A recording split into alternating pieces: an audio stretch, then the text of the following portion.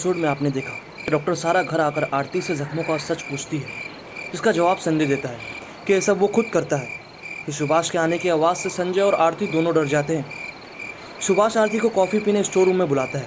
वहाँ कॉफ़ी में नशीली दवा मिलाकर आरती को बेहोश कर देता है।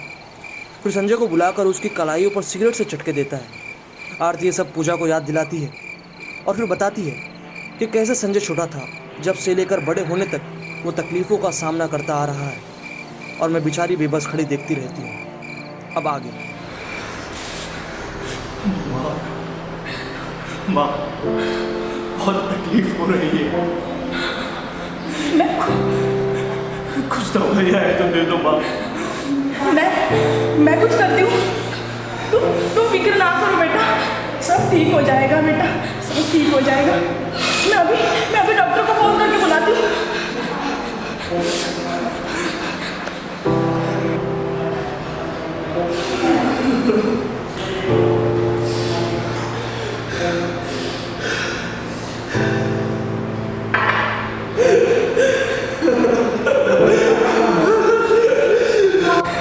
हेलो डॉक्टर सारा जी कहिए आरती जी।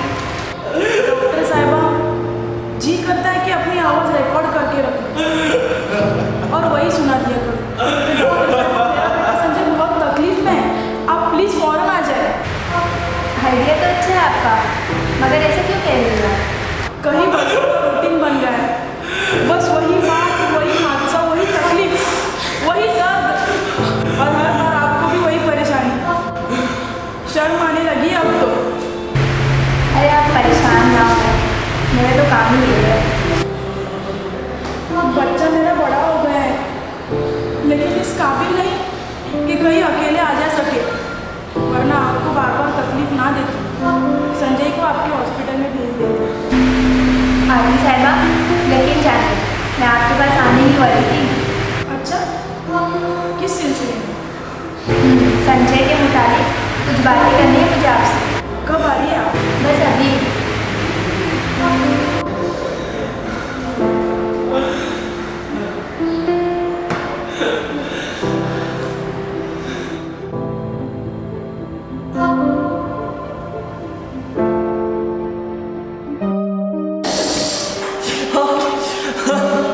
जख्म साफ करते वक्त कितना शोर मचाते हो तुम संजय?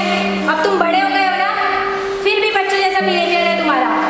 शर्म नहीं आती तुम्हें शोर मचाते हुए? हाँ डॉक्टर आंटी, बड़ा तो हो गया हूँ, लेकिन मेरे बड़े होने के साथ दर्द भी तो बढ़ गया है ना। और दर्द तो दर्द है, वो शर्म है कहाँ देखता है। वाकई आपका बेटा बड़ा हो गया है आरती साहिबा। इसकी शादी वगैरह से कुछ सोचे या नहीं आपने? सोचती तो रहती हूँ, मगर फिर ये ख्याल आता है कि इस सीधे साधे लड़के को कौन अपनी लड़की देगा। मैं? क्या कहा? जी मैं अपनी छोटी बहन पूजा के साथ संजय की शादी कराना चाहती हूँ। सच? हाँ सच।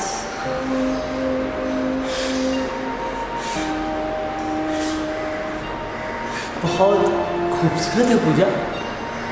हाँ खूबसूरत तो है। तो उसे साथ लेकर क्यों नहीं आया?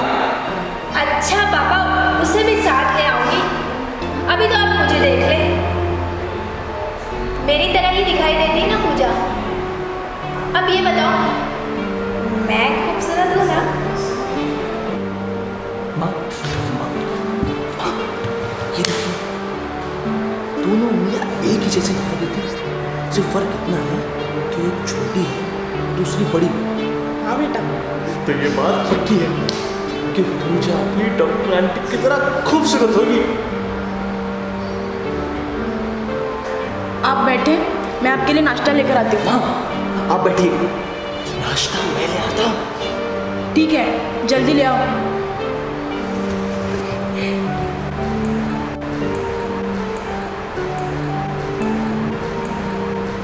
डॉक्टर साहिबा, आप खुद जाने बगैर पूजा और संजय की शादी के लिए राजी कैसे हो गई? बहुत अच्छी तरह जानती हूँ मैं। संजय जब बहुत छोटा था तब से उसे और आपको जानती हूँ। नहीं डॉक्टर साहिबा, आप सिर्फ जानती हैं हम लोगों को, लेकिन अच्छी तरह नहीं जानती। मतलब आपने इतना बड़ा फैसला कर ही लिया है तो आपको सच बताना ही पड़ेगा, और सच जानने के बाद आपका जो भी फैसला होगा वो मैं कबूल कर लूँगी। आप कहना क्या चाह रही है? मैंने और संजय ने आपको कई बार बताया था कि संजय खुद अपने हाथों से अपनी कलाई पर सिगरेट के चटके लेता है। बल्कि सच तो ये है कि ये सब संजय नहीं, सुभाष करता है। सुभाष ने मेरे बेटे की जिंदगी जानू बना दी है। ये तो मैं बहुत पहले ही समझ गई थी कि ये काम इतना सीधा साधा बच्चा अपने हाथों से कर ही नहीं सकता। लेकिन सुभाष ऐसा क्यों करते हैं ये मैं नहीं जानती और ना ही जानना चाहती हूँ। लेकिन ये बताना ज़रूरी समझती हूँ मैं। डॉक्टर साहिबा, सुभाष संजय को मेरी नाजायज औलाद समझता है। कई बार अग्नि परीक्षा दे चुकी हूँ, कसमें खाई, यकीन दिलाया, लेकिन वो संजय को अपनाने को तैयार ही नहीं। तुम्हें कई वर्षों से समझा रहा हूं, अब तो तुम्हारा लाडला मेरा दुश्मन जवाब हो चुका है, लेकिन मेरी बात तुम्हारे पल्ले क्यों नहीं पड़ती? आज आखिरी बार मैं समझा रहा हूं, आइंदा कहीं भी किसी पेपर या फॉर्म पर सुनामी के नाम पे आके मेरा नाम नहीं लिखवाना। जो असली बाप है उसी का नाम लिखवाना, वरना अच्छा बहुत बुरा होगा। सुभाष, जो हो रहा है और इससे बुरा क्या होगा? आपको कई बार कह चुकी हूँ मैं, हमारी नाजायज नहीं है। आपकी औलाद नहीं संजय, हमारी औलाद है।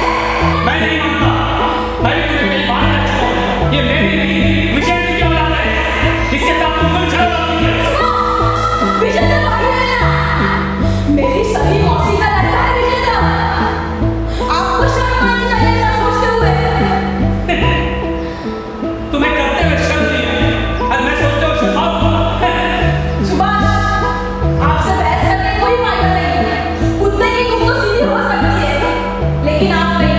आती बेटा संजय, बैठ गया। अब हम यहाँ नहीं रहेंगे।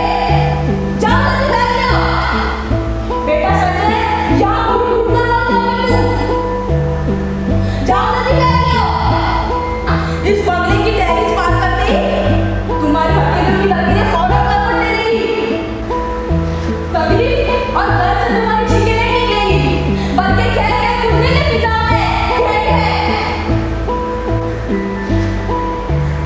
सुभाष, आप जैसे इस घर को स्वर्ग कहते हो ना, आपका ये स्वर्ग और ये तनाई आपको मुबारक। लेकिन आपका ये स्वर्ग हम माँ बेटे के लिए नर्क से भी बदतर था। या होने वाली अजाब से हमें छुटकारा चाहिए।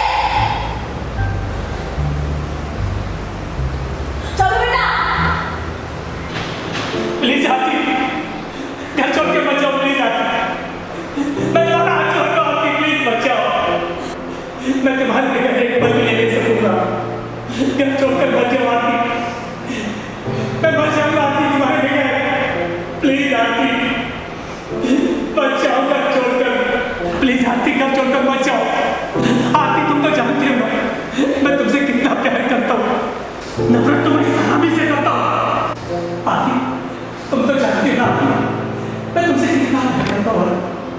हाँ, चाचा जी पता हुआ है, हमारे लिए दुनिया बन गई जरूर, लेकिन मैं प्यार तुमसे अपील नहीं करता हूँ। आती, आती, प्लीज आती, घर छोड़कर मत जाओ। आती, प्लीज आती, अगर तुम बंगले के बाहर एक कदम भी बाहर निकाले तो मैं अपने आप को गोली मार दूंगा। मैं बहुत प्यार करता हूँ आती तुमसे। मैं तुम्हारे बगैर एक पल भी जीने का तस्वीर नहीं कर सकता आती। लव मैरिज की हमने, साथ जीने मरने की कसमें खाई हमने। आती, प्लीज घर छोड़कर मत जाओ आती, प्लीज।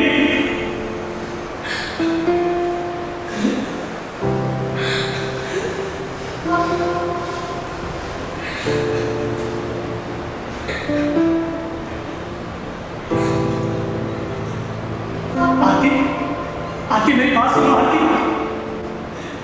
मैं तुमसे कहता हूँ आती, तुम अपने से इस जुलूस को दूर कर दो, इस घर के बाहर निकाल दो आती, फिर मुझसे कोई शिकवा शिकायत नहीं रहेगी तुमसे। आती, आती, मेरी बात सुनो आती, आती, आती।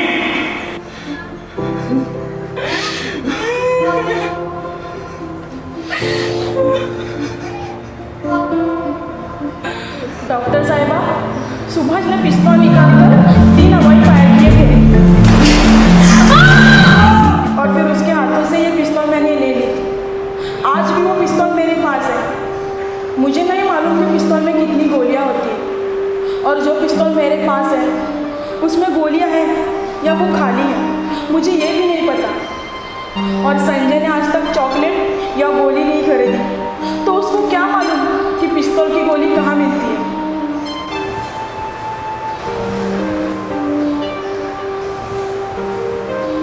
क्या आप ये पिस्तौल देखकर बता सकती है इसमें गोलियां हैं या नहीं?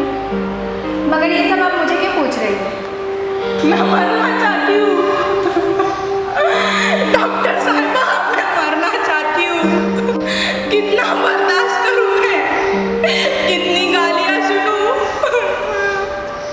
अपनी जायज औलाद को अपने ही सामने नाजायज कह कर इसकी जिंदगी जानूं बना दी है सुभाष ने। और मैं सिर्फ देखती खड़ी रहती हूँ, उसके जख्मों पर मरहम लगा लगा कर अच्छा करती हूँ ताकि सुभाष उसे फिर कोई खासा जख्म दे। जिंदगी तो ऐसी नहीं जी जाती है ना डॉक्टर साहिबा, इससे बेहतर तो मौत है। और फिर संजय का क्या होगा? पहले उसे मारकर फिर मरूंगी मैं। नहीं, ये इलाज नहीं है, ना ही ये मसले का हल है। तो फिर क्या करूं मैं? देखते हैं, कुछ ना कुछ तो सोचेंगे हम लोग। बस आप हिम्मत ना हारे, हौसला रखें और संजय का भी हौसला बढ़ाएं। ईश्वर ने चाहा तो सब ठीक हो जाएगा। चाय नाश्ता सब तैयार है। बेटा इधर रख दो।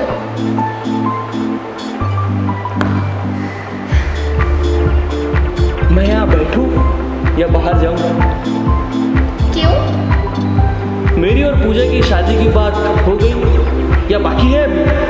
अरे अभी तो शादी की बात हुई नहीं है। अरे बेटा, ये वापस क्यों ले जा रहे हो? डॉक्टर साहिबा को नाश्ता दो। नहीं, पहले शादी की बात फिर नाश्ता। ये गलत बात है बेटा। अच्छा पापा, शादी की बात ही कर लेते हैं। तो फिर नाश्ता अभी कर लीजिए। करिए शादी की बात। शादी की बात क्या करना है, शादी तो तय है। 3 तारीख तय कर लेते हैं। पूजा की शादी होगी तो सिर्फ और सिर्फ संजय से। आज कई रोज बार इस घर में हंसी की आवाज गूंजी है। शुक्र है ईश्वर का। आरती साहिबा, जिंदगी जब बहुत परेशान करने लगे ना, तो जीने का तरीका बदल लेना चाहिए। जब आप बहुत देर तक धूप में खड़े तो थोड़ी देर के लिए सही, मगर साए में आने से सुकून मिलता है। मेरी बात मानिए आप थोड़ा खुद को बदलिए और थोड़ा सा संजय को बदलिए, फिर देखें कैसे यहाँ का माहौल बदलेगा। आरती साहिबा, मैं ये नहीं कहती कि जालिम का हाथ तोड़ दे आप, मगर जालिम के लिए जुल्म का आसान निवाला तो ना बने आप। कुछ तो रुकावट पैदा करें। सुभाष आपसे, आप सुभाष से बहुत मोहब्बत करते हैं और सुभाष आपसे बहुत प्यार करता है और संजय आप दोनों को बहुत चाहता है। सुभाष की एक आवाज़ पर सर झुकाए आप दोनों से अपनी मोहब्बत की सज़ा भुगतने के लिए सुभाष के कमरे में चला जाता है और फिर मोहब्बत भरा तोहफा अपनी कलाइयों पर सजा कर चला आता है।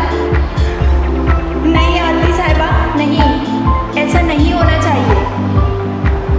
एक बात पूछूं? जी ज़रूर। क्या आप इतना सब जानने के बाद पूजा और संजय की शादी करना चाहेंगे?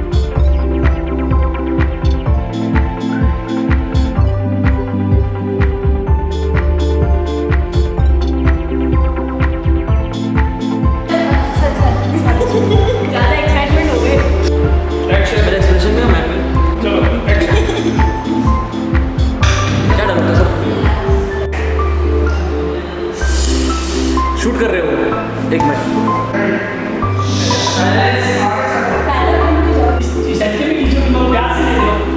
इस मनुष्य का बोझ, इस मनुष्य की रूह का बोझ क्या है?